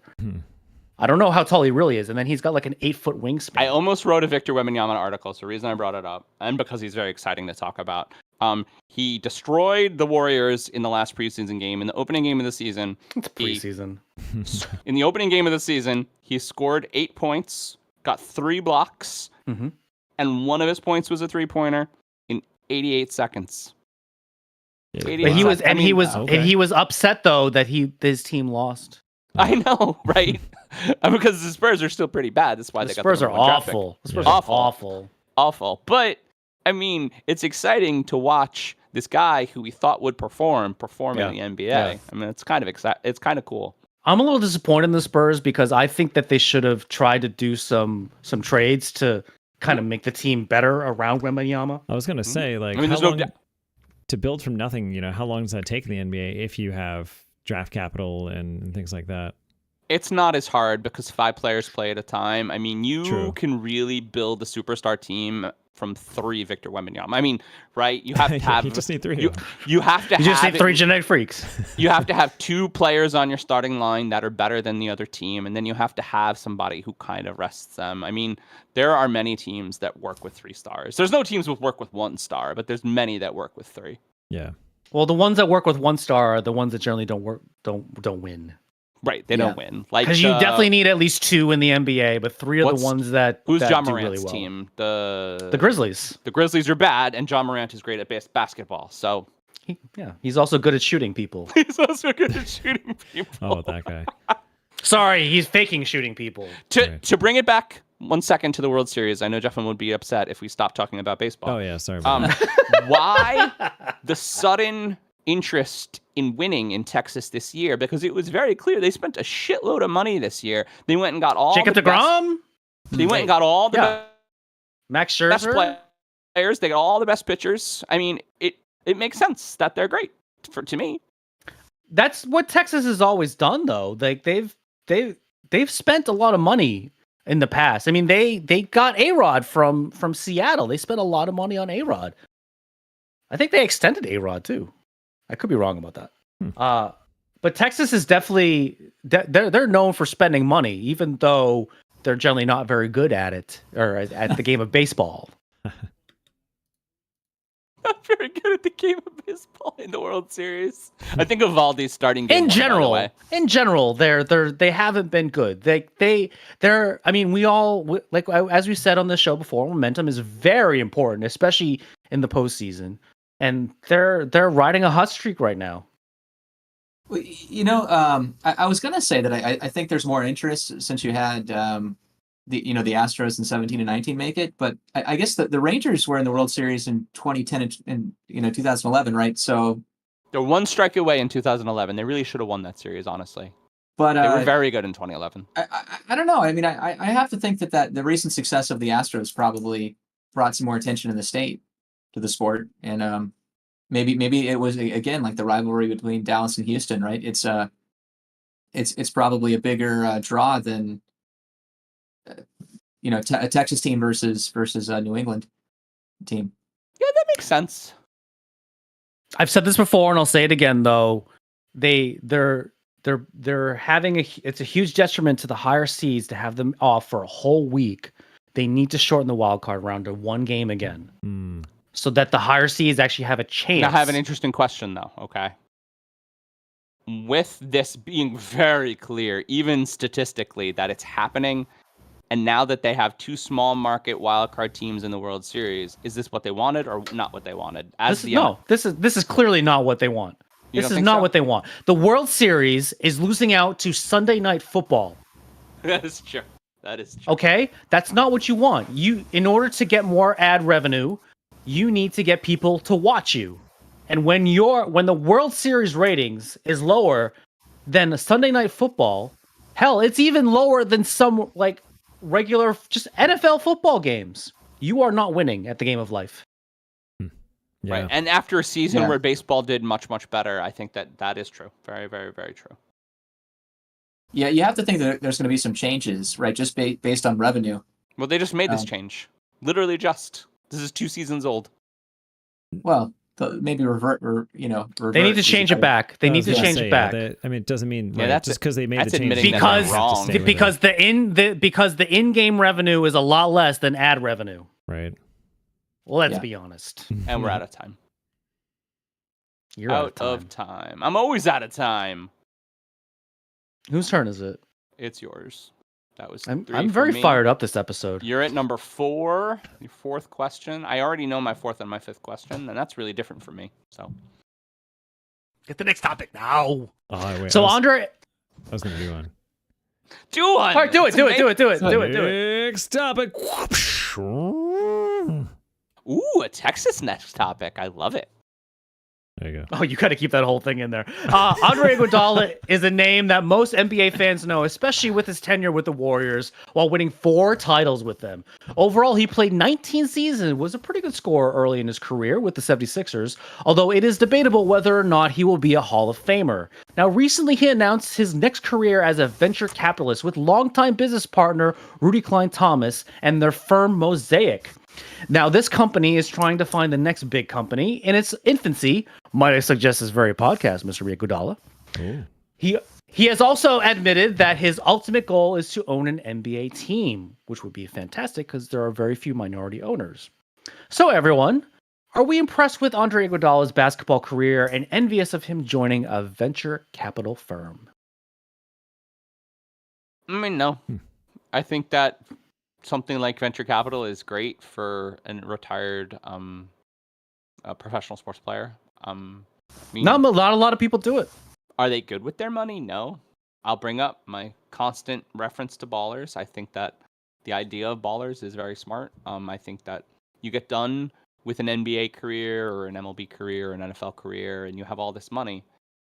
And even if you didn't make a lot, but a lot of them make a lot, even if you only made 10, 15, 20 million dollars, you need someone to tell you how to not just burn through that in 3 years. Yeah. Now, Iguodala he's not new to the whole venture capitalist game because he has been investing money in businesses already. He apparently had a stake in Zoom for a while. I don't know if he still has it, but that was one thing I saw during my research. Another thing that he's got his mitts in like some sports management groups, as well as like some sports leagues. Like there's a golf league that he's got his name on. Pete, can we talk about the time we met Curt Schilling and he talked about his game company that he started? Yeah. That was at Comic-Con. That was at Comic-Con? Yeah, he was 15 years ago. It was like Curt Schilling trying to be just cool and just. This was before he brought down the whole entire state of Rhode Island. Yeah, yes, the whole state. What was that? So Curt Schilling, $70 million, and he didn't have to pay any of it back. Right. So Curt Schilling retired. I'm not upset. You're upset. It was 30th Studios was going to bring it up, and what Mark is saying, Curt Schilling retired. He took all his money. He got Rhode Island to give him a real sweetheart deal. He opened up a big game company. He had these great ideas for this game he was going to make. Well, spoiler alert, the game never got made. The company went out of business, and Rhode Island lost a lot of money. Yeah. A lot of money. Like a lot of money. Like a lot. But I mean, I think that is an example on the other end of how this can go, right? That professional athletes are professional athletes. They're not money people, and they need a money person. If they don't have a money person, there's going to be trouble. The fact that What do you Kurt think, Schilling Rick? hasn't been like charged with any kind of fraud or anything like that by the state, I'm very mad at. Anyway, go on. Rick's Well, gonna tell us what That's he a thinks. valid. I think it's interesting that you look at these pro sports players, and they tend to go towards businesses where, I think they're so used to getting fleeced by their money folks, right? You want to go for a business where That's a it's good easy to word for it, audit. fleeced. Yeah, and so you look at them and they go for like restaurants and car franchises, and Horrible the reason that you do that is it's easy to send an auditor in and say like, hey, is this car dealership on the up and up? Is somebody taking money from you? So I really applaud him going for something that's more ambitious. So I guess the question is if his goal is NBA ownership. So right now, if he's sitting on a couple $100 million in this venture capitalist, how much money does he have to put away before he can buy a team? I'd imagine it's in the billions. Yes, NBA teams cost multiple billions worth of dollars. Oh, wow. So they're I like NFL level. believe the Suns was the last one. No, they're not quite NFL level. Okay. But they're close. I believe I think the Suns was the last team that got sold, and I believe it was like 3 or 4 billion. Oof. I could be wrong about that. So high. So he really needs to do well. Research department, look up that. Yeah. So I looked it up because I was curious. Some of That the was most fast. surprising, no, a different thing, Oh. but still. Damn. So some of the most surprising professional athlete investors, one of the most successful ones, Shaquille O'Neal. Shaquille O'Neal has a major investment in a number of very, very successful We may or may not be restaurant talking about Shaq in a later topic. Ooh. Oh, excellent.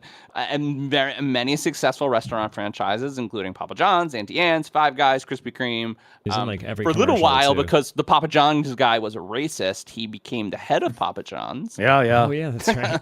Because they were like, well, you can't be in charge anymore because you're Yeah. terrible.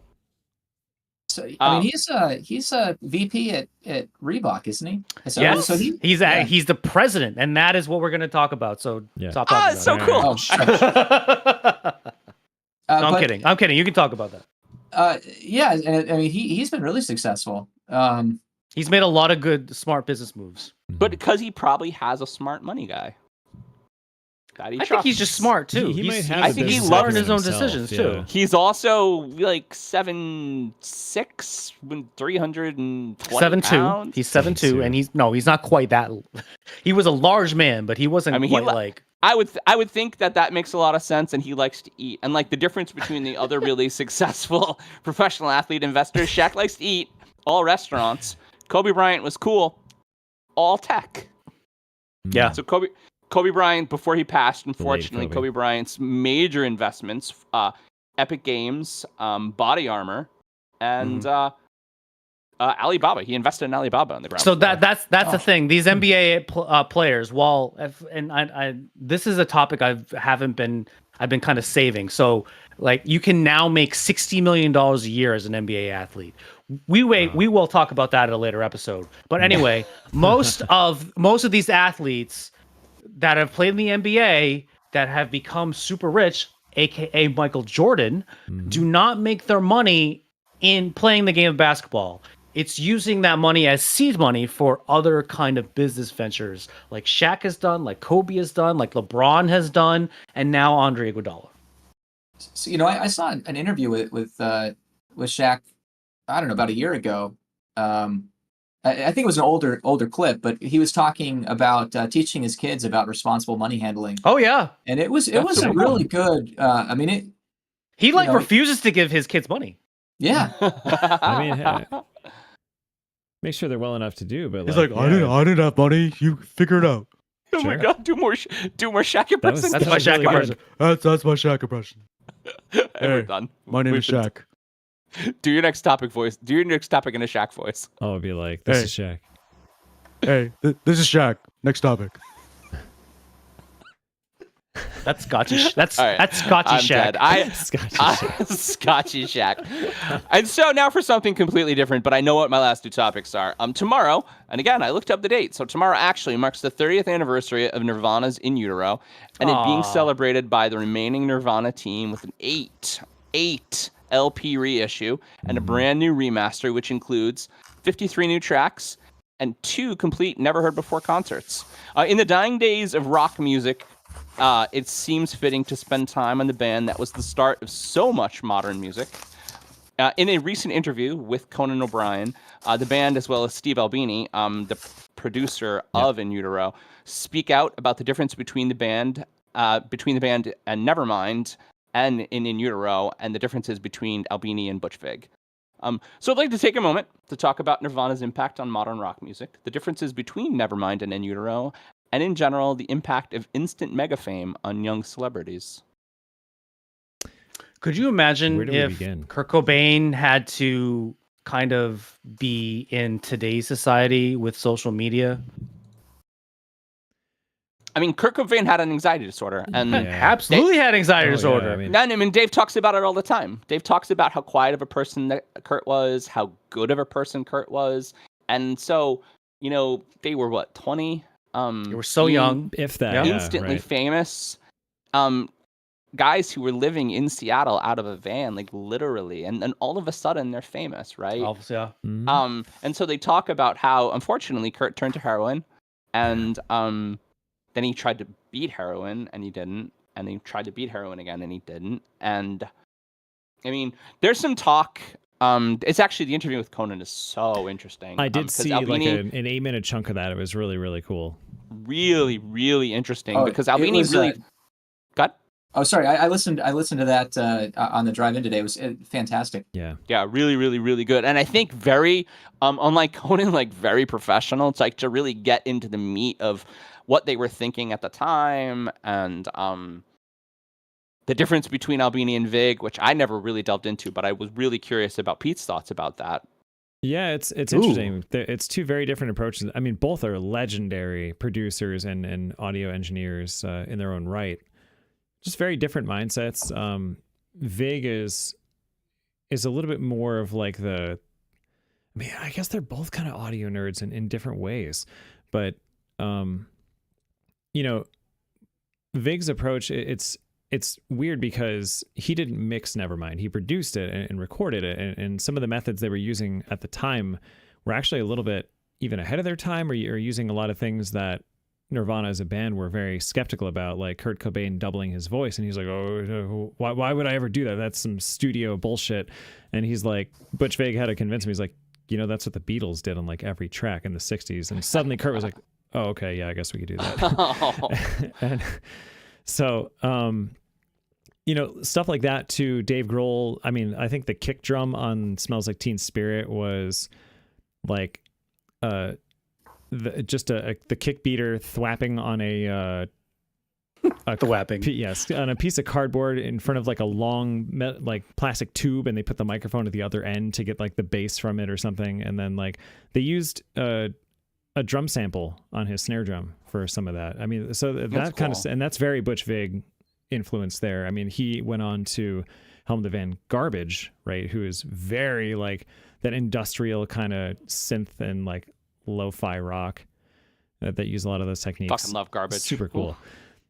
Meanwhile, Steve Albini is audio purist, right? He knows reel-to-reel 24-track tape and how to manipulate it and get the best out of it better than any human being. He knows how to calibrate it by hand. I watched a 2-hour video of Steve Albini in a studio session doing it 100% analog, and it was one of the most insightful and cool things. He is an audio nerd and genius. And one I heard from this interview, and Albini and actually Grohl as well, they chose him because they wanted to sound like they sounded, and I think that's what they were doing. He was the perfect guy for that.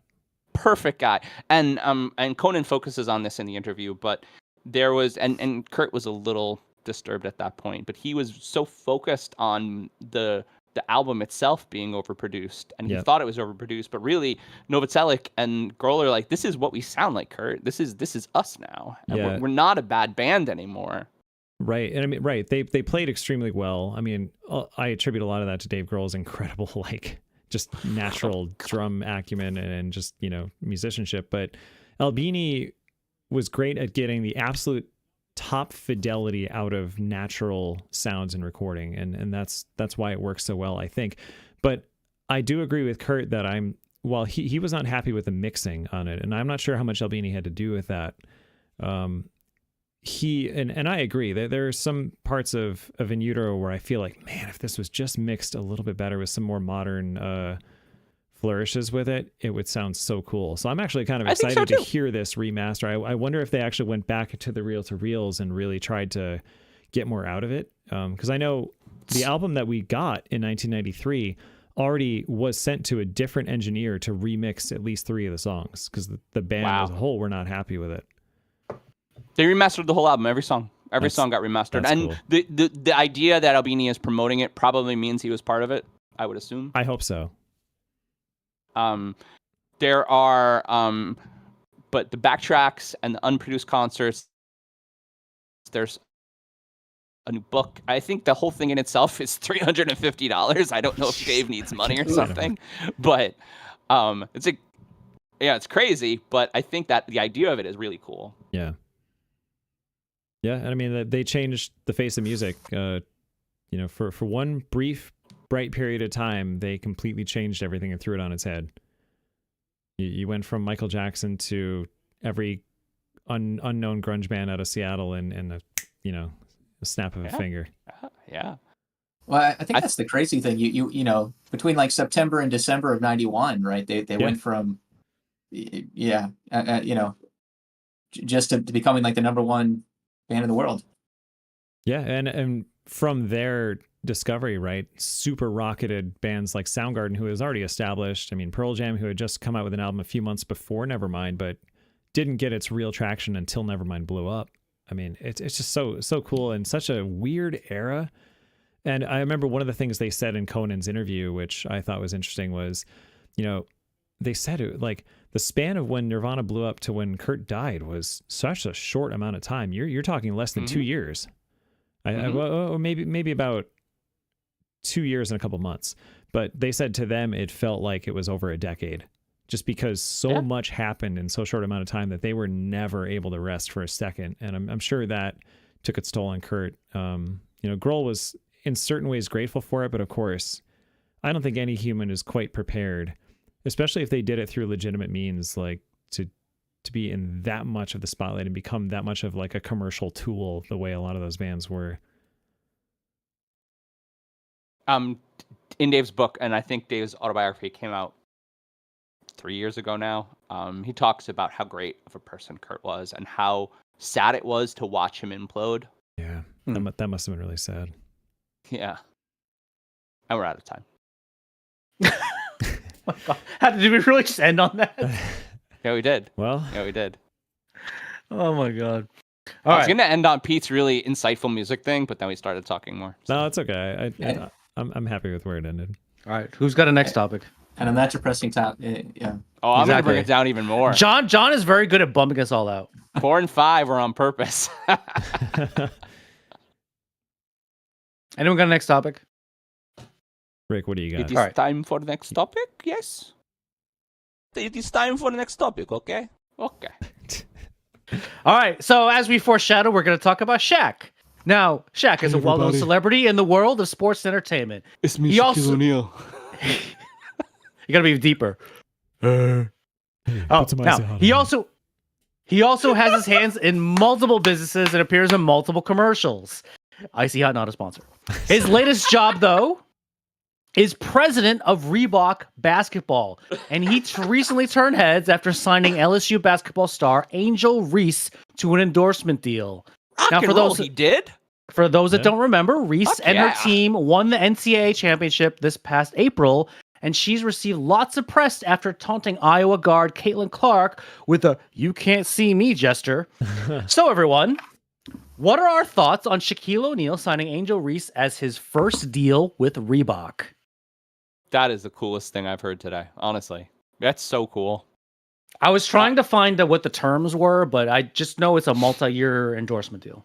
It's like an NIL deal? Yes. All right. And I mean, that's what's happening right now. And we talked about it on previous, but like there's a lot of major companies that are signing, and a lot of major companies are signing women first, not men, which is also kind of interesting. Mm-hmm. I think Angel Reese is really exciting. I think it's a good time for it. The WNBA is really exciting. I think this past 7-game series between the Aces and the New York Liberty was one of the biggest sells in MSG this whole year. They sold out every game. It wasn't MSG. They play at the Barclays. They play at Barclays. Hey, Barclays is awesome too. I mean, that's a really good arena. And now Reese was, according to a poll by Sports Pro Media, she was actually named the 19th most marketable athlete. That's pretty good. She's fun and she's young and she's cute and she's good at basketball. I mean, I think she's going to really be very, very successful. And I'm very surprised. I'm very surprised she didn't jump into WNBA after winning the championship. Yeah, she came back for her senior year. At the end of the day, I think that college athletes are in the best position they've ever been in. Well, I think the fact that she's able to market it for her senior year probably helps with the decision to stay. That's true, she's on a winning team, and they're gonna try and defend their crown, and they have a great coach and Kim Mulkey. I think some would say too. Playing basketball for LSU is a better place than any bad WNBA team that she would get drafted on.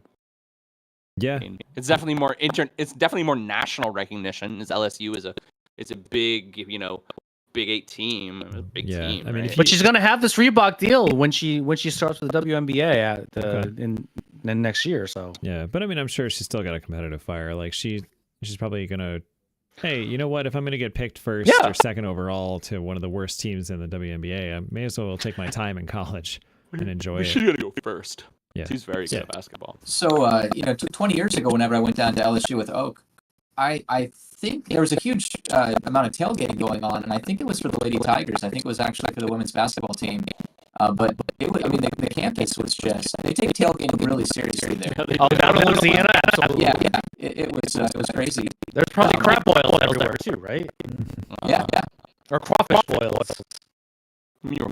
And that was one thing that they could be either or. That was one thing I remember actually. So I used to have a job down in Louisiana a lot, and we did like home deliveries, and a lot of people were just like they were waiting for the delivery, and they're doing some kind of boil right there. It was actually kind of fun. Sounds awesome. I like the idea of the first major move that Shaq does as the president of a major brand is to sign a African American woman. I think that's great. It's a great. It was definitely a very a deliberate move that he made. Yeah, right? Smart, right? Smart. He's like, this is the voice that we are doing when I'm in charge. This is what we're doing. We're making good moves, signing good players, no matter what they look like, no matter where they come from. Sure. And I think to be successful in sports marketing, I think that's a really good place. And is what we were talking about before. I think that Shaq is just maybe a smart businessman. He's an incredibly smart businessman. I mean, he's got his fingers on everything. We talked about Icy Hot. We talked about Papa John's. He's got his fingers in a lot of businesses. Like and he definitely makes the best bad pizza you'll ever have. Isn't it like some the General or something car insurance company too? Isn't he in all? He was spokesman for that too. Yeah. He's not. What's that song? I think he does more commercials than Eli Manning. I mean, come on, seriously. he's out there a lot. Nobody does more commercials than Eli Manning, except for Shaq. Right. You see the big head. So the big head he got of yeah, it was funny. So I actually, this is actually what I think. I think Shaq made this move not because of the social or political ramifications from it. I think he actually made this as a smart business choice. I mean, because of the social or political moves around it. Well, yeah, I mean, yes and no. Like, Angel Reese is going to probably be a very big star one day, and you sign her now, it's going to be a lot cheaper than probably signing her 5 years from now. Oh yeah. Right. It's said my friends Ben Affleck and Matt Damon when they signed Michael Jordan this year. I was going to watch that movie over the weekend and I didn't. Yeah, I was too, and I didn't. I'm going to watch it. It looks great. I love them, and I love that story, but... Is that on streaming somewhere? Yeah. Okay. It's on Prime. Oh, okay. It's on Prime. Okay. Prime is actually doing really well. Prime has Not a lot of good sponsor. Yeah, shit. Not a sponsor, but you could be. you could be. Even though we're watching. Oh, the Bucks just scored a touchdown. Ooh, the It was game's a game. weird. How is the game a touchdown. game? It was almost intercepted. It went from should have been intercepted by the Bills, bounced off his hands, went woo, woo, woo, like 10 yards into the Also, end zone. two-point and they caught it for a two-point touchdown. conversion? And then got a The 2-point. Bills. Yeah. Well, I mean, would you trust that kicker? He's missed like 2 field goals already. And the Bills did a pretty good job of letting the Bucks stay in the game too, with a couple of really bad penalties on 4th down. Yeah, right. They had 4th and 2. They were going to go for it, and they got was a false You start. guys or know I something. have to cut all this, right? Yes, absolutely. Because it's not applicable at all to what we're talking about. Sorry. And if anybody listens, they'll be Yeah, confused but because if you're it's on- not if Thursday you're on anymore. YouTube, Nothing. And you remember Such a this. tangent. Anyway, are we moving on? Are we moving Sure. on? I mean, 30 seconds. We could if we want. Yeah, we should move on. Shaq good at business. We're at 102 minutes right now. Final topic. Yep. Da-da-da-da. Da-da-da-da-da. Da-da-da-da-da.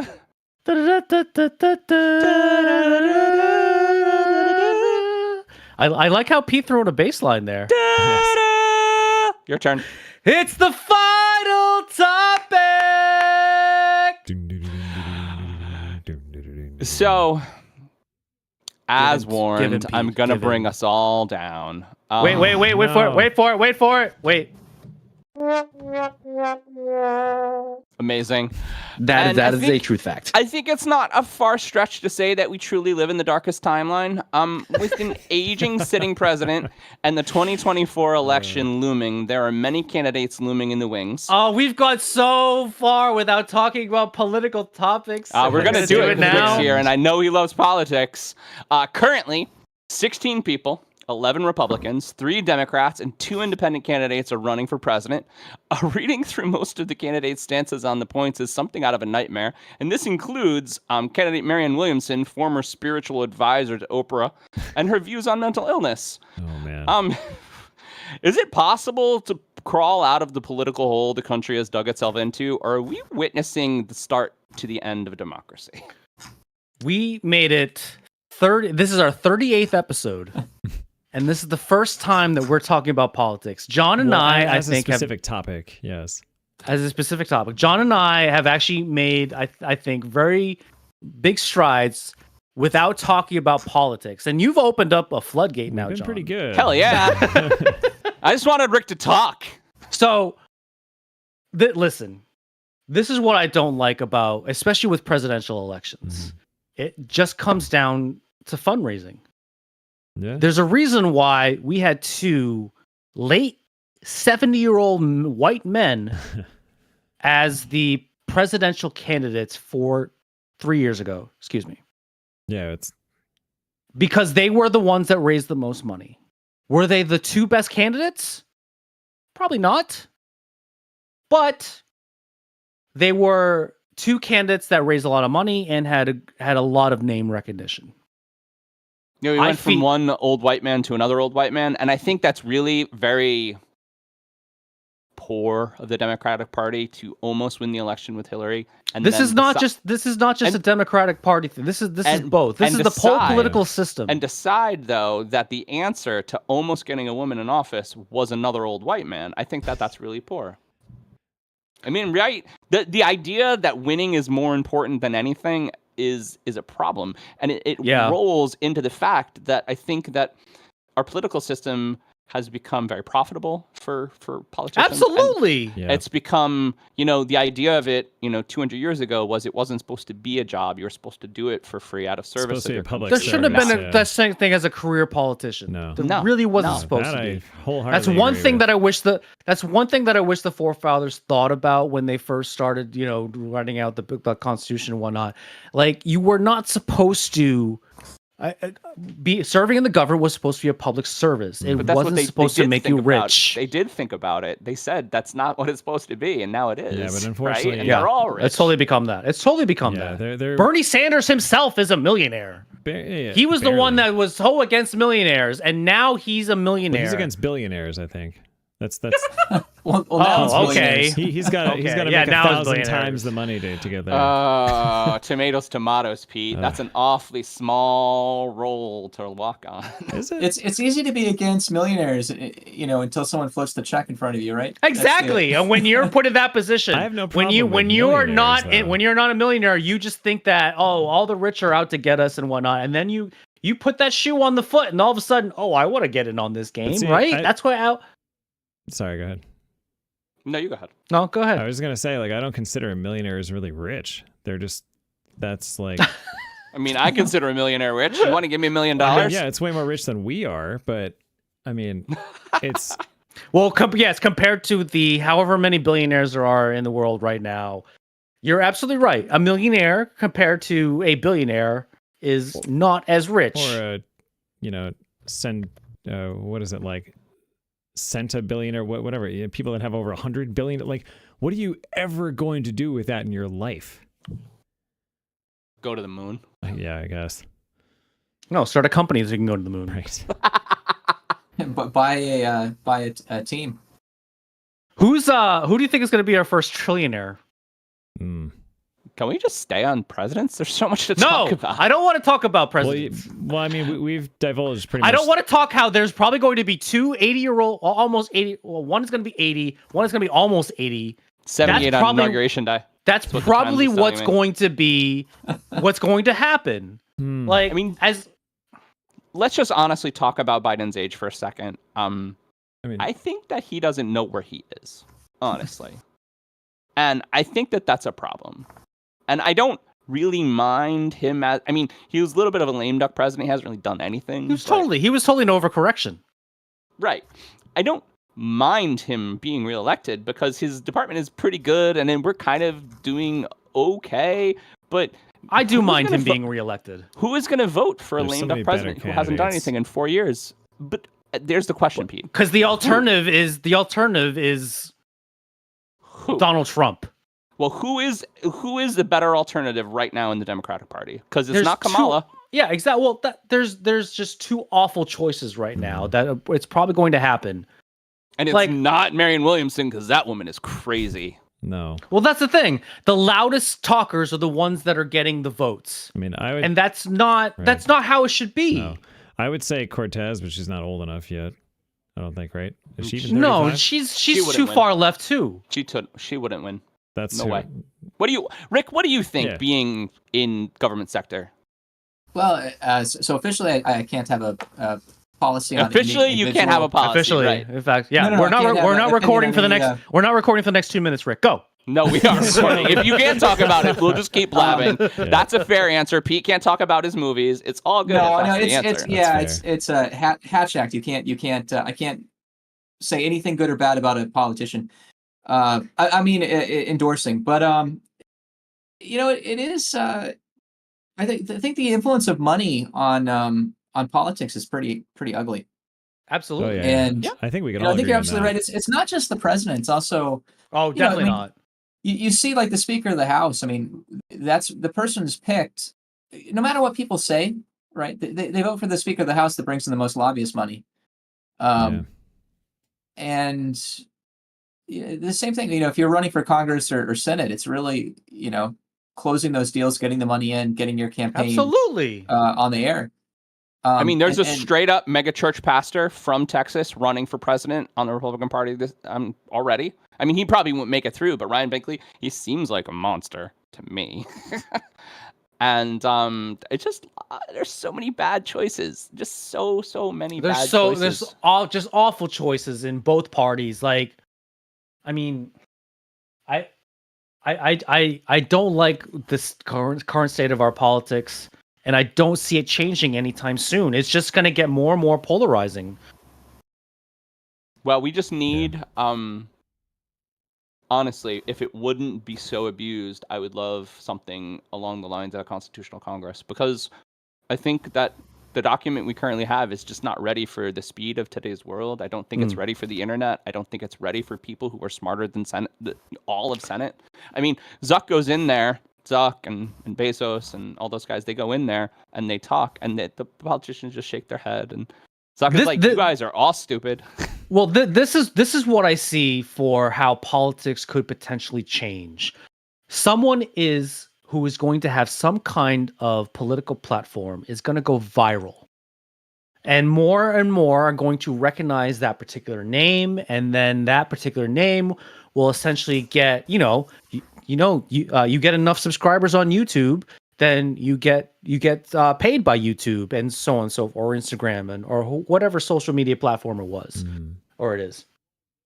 So you get money in that way, and then all of a sudden now you have more people trying to follow you, listening to what you have to say. That is the only thing that I can see right now that's going to change the norm, is someone that is not in the political party or just outside of the political game right now is just going to, they're going to have a platform. You're describing Donald Trump, though. In a sense, yes, I am. No, and you're absolutely right about that. You're absolutely right about that. That's the reason people like him, by the way, that he doesn't give a shit. He just but doesn't he give also, I mean, Trump, he was able to capitalize on kind of traditional media. Yes. And some internet to an extent. But I think, Mark, what you're Twitter, saying is maybe... Exactly, Twitter. Yeah, you could see somebody that really, somebody young that really can fully exploit kind of the modern internet. Someone could totally do that. Oh, yeah, you would just have to be 35 years old and a U.S. citizen, right? That's all you need to do to become a U.S. president. In a sense. Yeah. Yeah, born. Can we talk about the influence on AI generated content in this upcoming election too? There's going to be a lot of deep fakes coming out. There's going to be, the deep right is going to, or the far right, excuse me, is going to do some deep fake content with Joe Biden saying the most insane things. But the left is going to do the same thing with Trump. Yeah, probably. I've already seen some bad deep fakes because it's too easy now, right? Yeah. Like anybody can get on, and you just tell Bing, hey, make me an image. Right, what's awful, Rick? Though, it could be so apparent that this is a fake video, but if someone agrees with that message, they're going to believe that it's true. Well, I'm sure you guys have experienced this with your older relatives. They're too gullible. If I don't think it's a gullibility thing. I think it is a little bit. But people just want to hear someone that agrees with them, right? We've said this multiple times. Yeah, I mean, that's true. But the idea that their computer, for someone who is in their, let's say, 70s, like my parents, and I'm not talking about my parents specifically, the idea that their computer is lying to them is very foreign to them. They're like, well, this is my computer. Very foreign. Why would it lie to me? Why would I see something on my computer that isn't real or isn't true? Or I saw it on the internet, so it has to be real. I mean, the things like that, they just have a hard time grasping that it's very easy to fake things and it's very easy to lie when the internet is just able to give you that information direct to your brain. Yeah, I think we may be in a unique time period too, where the technology has blossomed. We're in the darkest timeline, right? But I mean, a specific point of that timeline where the technology has blossomed so fast to be able to do this, and yet we still have enough people alive and that are registered voters that don't understand it and didn't grow up with it. It's only going to get worse. So it's only going to get worse too. I mean, to a point, I'm a and little then optimistic. eventually, I think people will be more the wiser. You have a lot of politicians now that are very old, like the current front runners, but also in the Senate and the House. Yeah, there's some. Yeah, really you see old people kind of dying in place. But Mitch McConnell is in the middle of a press conference and he freezes. He did that multiple times. Multiple times. The man is 81 years old. Dude, he might be a robot. Right. He's AI. He's AI generated. We didn't see it from That's the right. back. They replaced his battery. But what's happening is really you see the parties kind of eating their seed corn. They're not building up the next generation of leaders. Yeah.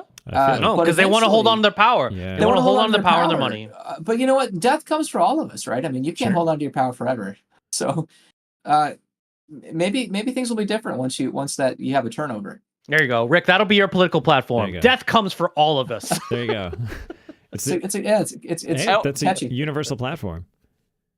And we're at I like time, and that's a good end for our depressing topic. So. Yeah. I don't know if I'm more depressed or fired up right now. I don't know. I think a little of both. That was the plan. Fire y'all up. Future's gonna be interesting. Everybody get your popcorn. And I'm not gonna get to bed till like 3 a.m. now. All right, Pete, you ready? Let's do it. So that has been our 10 topics. We would like to thank our guests for joining us this week. Thank you, Rick. Ooh, Pete, do the video. Oh yeah. Sorry. Hold on a second. Oh, do I have to prompt the video? How do I do this? So we have a spooky Halloween video for you guys that was made by my friend Paul Hill. He's a musician in the Albany area, and we thought it would be good for a Halloween episode. So once Pete gets it going. Is this working? Not yet. I don't know. Oh, I see it. Hold on, I lost Let me it. see it. Let me try that again. No, Got it's to playing. change. Or it's paused. What? An error occurred. No. Hold on. It's playing. It's playing. It is? Yeah. I don't see it.